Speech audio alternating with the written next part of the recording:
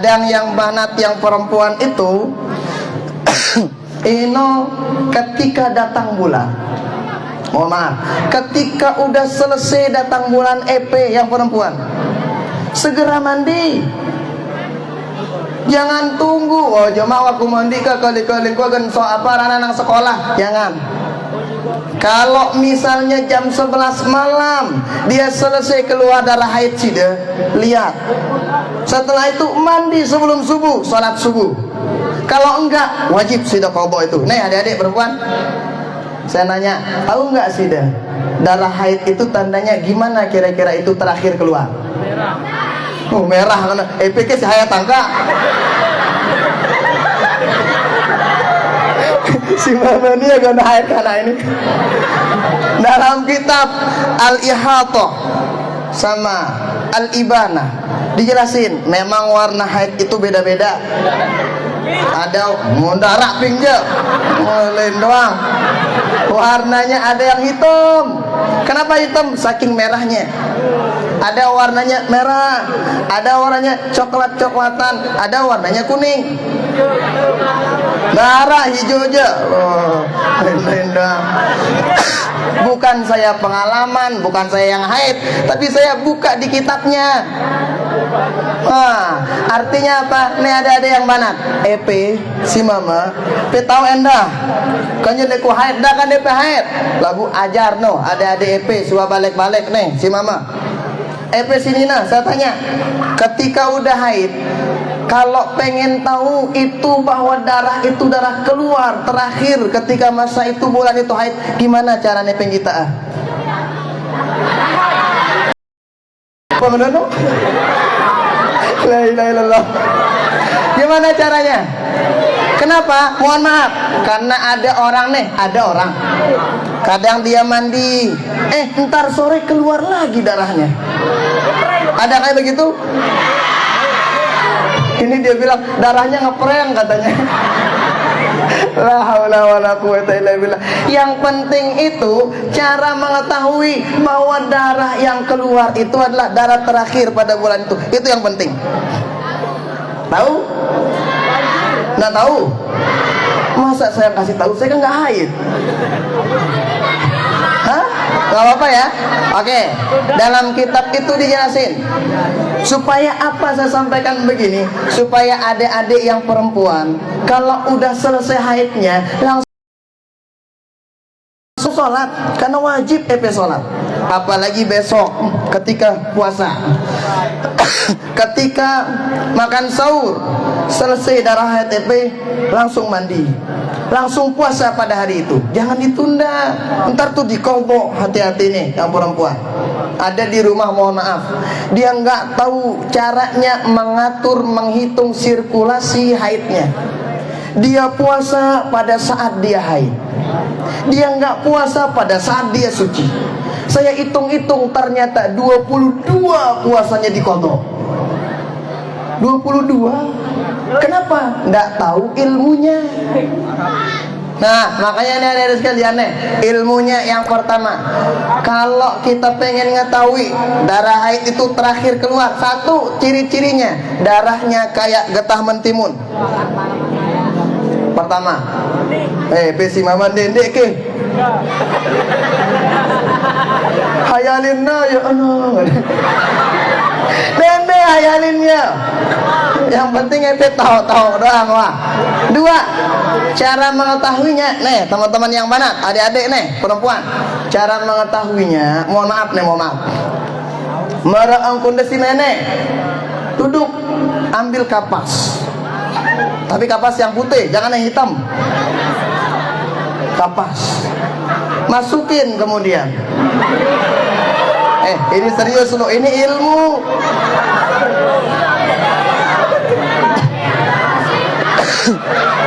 Angkat dengar dulu, masukin. Ketika sida dalam keadaan mun bahasa toyana tongkol jengkeng. Apa bahasanya tongkol jengkeng? Jongkok. Masukin apa tuh kapasnya. Kemudian kalau dia keluar seperti adik-adik masukin putih, Maka udah keluar, selesai dah keluar pada bulan itu, mandi langsung.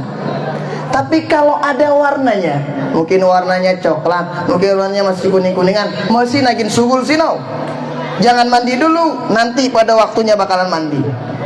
Supaya apa? Seperti yang tadi, kadang dipre yang EP, darah EP merah yang EP. Ya, makanya ketahui itu penting. Nah, nih adik-adik sekalian, yang perempuan ataupun yang banin. Nah, kenapa kita sampaikan ini? Karena perjalanan Isra Mi'raj, sekali lagi, tidak ada perintah yang diwajibkan oleh Allah Subhanahu wa taala yang langsung diterima oleh baginda Rasul menuju Allah. Enggak perintah sholat. Orang puasa, kalau nggak mampu puasa, boleh nggak puasa? Boleh.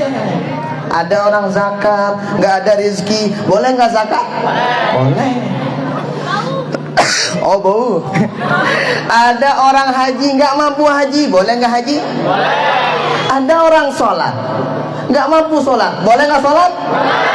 Jangan. Oh, kalau sholat mandin kanggo, nggak mampu berdiri, duduk, nggak mampu duduk, tidur, nggak mampu tidur, pakai isyarat dulu lah.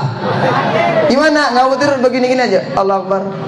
Itu pakai isyarat. Nah, kalau nggak pakai isyarat, nggak mau pakai isyarat, pakai hati. Kalau kamu pakai hati, mati dengan aja. Artinya apa? Nih, yang namanya sholat, adik-adik sekalian, nggak bisa ditawar-tawar.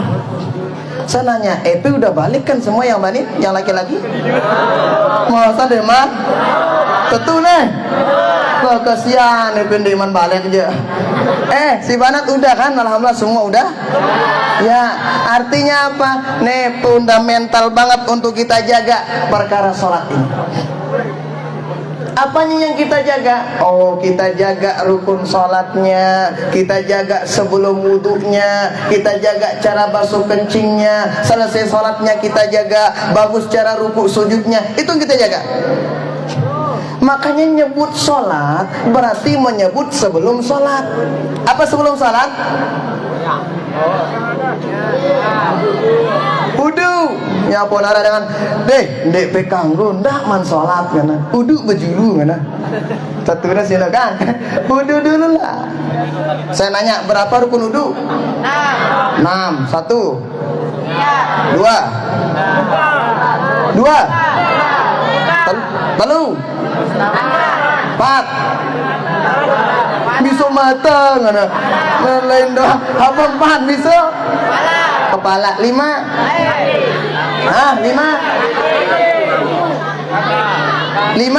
kaki 6 kandenara kumur sunnah. Mantap. Kandenara bisa telinga sunnah. Masya Allah, luar biasa. Barakallahu fikum.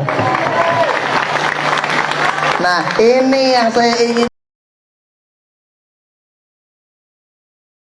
gurunya. Masya Allah, barakallahu fiik. Di sana ada jamaah kami di rumah. Itu anak-anak pang yang saya ceritakan tadi. Saya tanya, tahu ida rukun wudu? Lupa kan? Dulu dia hafal katanya, tapi sekarang udah lupa. Yuk ngombe saran wudu kaja lupa rukun wudu. Wah mana? Artinya apa? Harus tahu cara rukun wudunya. Sebelum wudu, kadang orang kencing, ya kan? Kadang orang kencing nih. Ada yang kencing setiap hari? Ada semua kayaknya. Hati-hati. Udah benar nggak cara basuh kencingnya? Udah. Perempuan udah benar nggak cara basuh kencingnya? Kadang ada orang nih, mohon maaf, kremnya doang jari, mau doang. Nenek kena ajar nih supaya nenek. Hati-hati. Ya kan? Yang perempuan kalau krem berdehem sambil urut yang di bawah pusatnya. Gitu. Nggak, beneran ini. Si dia yang perempuan. Sambil urut itu. Udah ditekan aja. Ya Allah, ini cuma udah hantu aja mah keren kan. Yang laki-laki gimana sih diurut?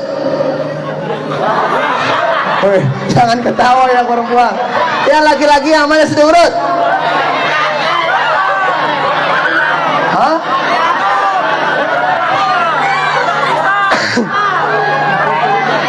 Yang laki-laki Mister itu urut? Hah? Nia. Nah, nih dengar nih.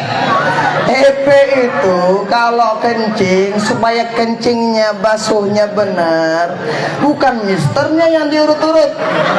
Bukan. Sampai nebakat turun dia kena sini. Gimana caranya? Oh, caranya tuh mohon maaf nih, mohon maaf. Ada urat di belakang. Nyambung dengan mohon maaf, dubur yang di belakang. Itu diginiin dikit. Ketika sudah giniin, dia kan kayak selang tuh. Yang perempuan jangan di ini ya. Aduh. Hayalang sini nih. Jangan, ini ilmu no adik-adik. Ini fikih-fikih dasar yang begini harus tahu. Baru kita pergi ke sholat. Kadang orang tuh wudhunya nggak bener. Kenapa? Cara masuk kencingnya salah. Nah, kenapa? Sering kita sampaikan. Ada itu baginda Rasul lewat di suatu kubur. Sering saya sampaikan itu. Ketika lewat di suatu kubur, kudanya baginda Rasul mogok. Nggak mau jalan nih kudanya. Ditanya, ada apa ini ya Rasulullah, kok kuda pelungu nggak mau jalan? Oh, ternyata ada nih kuda ini sedang melihat orang lagi disiksa di dalam kubur. Dua luina. Dua dengan sini ketika disiksa dalam kubur. Setelah itu apa yang menyiksanya wahai baginda Rasul? Wa ma yu'adzibani ya Rasulullah. Yang menyiksa mereka berdua apa ya Rasulullah? Pertama, yang menjadi penyebab siksa kubur. Satu, nggak bisa benar caranya basuh kencing, basuh muka karena basuh kencing. Hati-hati. Kenapa? Seperti yang tadi adik-adik sekalian. Ini sepele, tetapi masya Allah, semua cakupan ibadah itu anak bereri.